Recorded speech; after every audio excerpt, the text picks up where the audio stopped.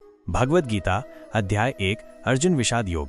नमस्कार, स्वागत आहे तुमचं भक्ती स्वायबस या भक्तिमय प्रवासात। आज आपण गीतेचा पहिला अध्याय पाहणार आहोत, अर्जुन विषाद योग। या अध्यायात आपल्याला अर्जुनाच्या मनात निर्माण झालेली संभ्रमावस्था, त्याचा मानसिक द्वंद्व आणि त्याचा गोंधळ दिसून येतो। चला तर मग सुरुवात करूया। धृतराष्ट्र उवाच। धृतराष्ट्र विचारतो, हे संजय, धर्मभूमी कुरुक्षेत्रावर युद्धासाठी जमलेले माझे मुलं आणि पांडवांनी काय केलं? अंधराजा धृतराष्ट्र आपल्या सचिव संजयला विचारतो, संजय, कुरुक्षेत्र या धर्मभूमीवर माझी मुलं आणि पांडव एकत्र जमले, त्यांनी तिथे काय केलं? युद्ध सुरू होण्याआधी कौरवांचा सेनापती दुर्योधन आपल्या गुरु द्रोणांकडे बघून सांगतो, बघा गुरुजी, पांडवांची सेना किती शिस्तबद्ध आणि बलाढ्य आहे। भीम, अर्जुन आणि अनेक शूरवीर त्यांच्याकडे आहेत। अर्जुन कृष्णाला सांगतो की रथ युद्धभूमीत घेऊन जा, जेणेकरून तो कोण कोणाशी लढतोय हे पाहू शकेल। अर्जुन आपल्या सारथी कृष्णाला सांगतो, कृष्णा, माझं रथ दोन्ही सेनांमध्ये घेऊन जा, मी पाहू इच्छितो की कोणते लोक या युद्धात माझ्याशी लढायला उभे आहेत। जेव्हा कृष्ण अर्जुनाला युद्धभूमीत घेऊन जातो तेव्हा अर्जुन आपल्यासमोर स्वतःचेच नातेवाईक, गुरु आणि मित्र बघतो, तेव्हा त्याचं मन हेलावून जातं। अर्जुन म्हणतो, हे कृष्णा, मी युद्ध लढू शकत नाही, हे माझेच लोक आहेत, मी त्यांना मारून काय मिळवणार? माझ्या अंगात त्रास होतोय, मन भरून आलंय, मी हे युद्ध टाळतो। अर्जुन रथातच बसतो आणि आपलं धनुष्य खाली ठेवतो। अर्जुनाचं मन अशांत आहे, त्याला समोर फक्त नातेवाईकांचा नाश दिसतो, त्याच्या मनात गोंधळ आहे।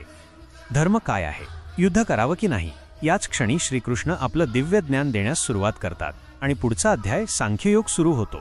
श्रीकृष्ण अर्जुनाला म्हणतात, हे अर्जुना, ही भीती तुला शोभत नाही, तू या युद्धभूमीवर अश्रू का ढाळतोस? हे तुझ्यासारख्या योद्ध्याच्या धर्माला साजेसे नाही। याचा अर्थ श्रीकृष्ण अर्जुनाला त्याच्या कर्तव्याची आणि क्षत्रिय धर्माची आठवण करून देतात। युद्धभूमीवर भीती आणि दुःख व्यक्त करणे एका योद्ध्याला शोभणारे नाही असे ते सांगतात। आत्म्याचे अमरत्व। अर्जुना, ज्यांच्यासाठी तू शोक करत आहेस त्यांचे शरीर नाश पावणारे आहे, परंतु आत्मा अमर आहे। आत्मा कधी जन्म घेत नाही आणि कधी मरतही नाही, तो शाश्वत, अविनाशी आणि नित्य आहे। हे सत्य जाणून तू शोक का करतोस? याचा अर्थ श्रीकृष्ण अर्जुनाला आत्म्याच्या अमरत्वाचे ज्ञान देतात। ते सांगतात की मृत्यू हा केवळ शरीराचा होतो, आत्म्याचा नाही, त्यामुळे नश्वर शरीरासाठी शोक करणे व्यर्थ आहे। युद्धाचे कर्तव्य। हे अर्जुना, युद्ध करणे हे तुझे कर्तव्य आहे, हे युद्ध धर्मासाठी आहे। जर तू या युद्धापासून माघार घेशील तर लोक तुझी निंदा करतील आणि तुझे यश कायमचे नष्ट होईल। याचा अर्थ श्रीकृष्ण अर्जुनाला त्याचे क्षत्रिय म्हणून असलेले युद्ध करण्याचे कर्तव्य समजावून सांगतात। धर्माचे रक्षण करण्यासाठी युद्ध करणे हे त्याचे कर्म आहे आणि त्यातून पळ काढल्यास अपयश आणि निंदा पदरी पडेल असे ते सांगतात। कर्मयोग। हे अर्जुना, तुझा अधिकार केवळ कर्म करण्यावर आहे, त्याच्या फळावर नाही। तू कर्माच्या फळाची अपेक्षा ठेवू नकोस आणि कर्म न करण्यातही आसक्ती ठेवू नकोस। याचा अर्थ श्रीकृष्ण अर्जुनाला कर्मयोगाचा महत्त्वाचा नियम सांगतात।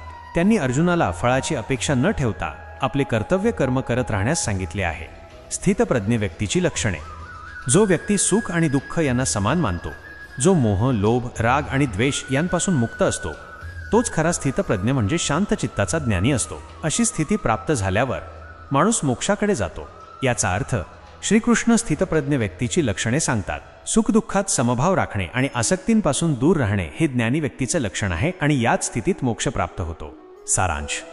या अध्यायात श्रीकृष्ण अर्जुनाला आत्मा, कर्तव्य आणि कर्म यांचे रहस्यमय ज्ञान देतात। ते त्याला सांगतात की युद्ध हे त्याचे निर्धारित कर्म आहे। आत्मा अमर आणि शरीर नश्वर आहे, त्यामुळे त्याने फळाची चिंता न करता आपले कर्म करत राहावे। ही शिकवण आजही आपल्या जीवनात मार्गदर्शक ठरते। पुढील अध्यायात आपण कर्मयोग एकेरी अवतरणचिन्ह आ मात्राबद्दल अधिक माहिती घेऊ। आणि हो, आमच्या चॅनलवर जर नवीन असाल आणि आमचा व्हिडिओ आवडला असल्यास चॅनलला लाईक आणि सबस्क्राईब करा।